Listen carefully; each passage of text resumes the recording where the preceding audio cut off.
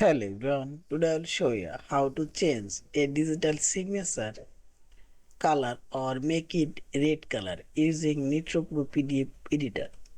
This is my fillable PDF prompt and I will insert here a new digital signature, select from option and this is digital signature option and drag your mouse cursor to your digital signature box. Now press right button and select properties dialog box. Properties dialog go appearance option. Here you will find this color option and select red color and border color is medium. Also add this fill color in this border color.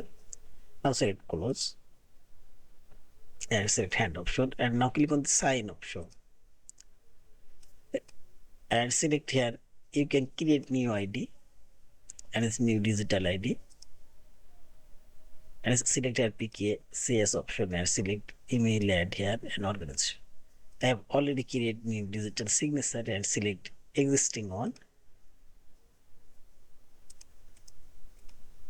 and select next and next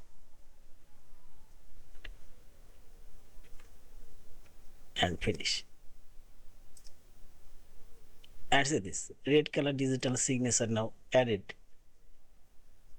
Yeah, this is. Thank you for watching. Please subscribe, like, share and comments.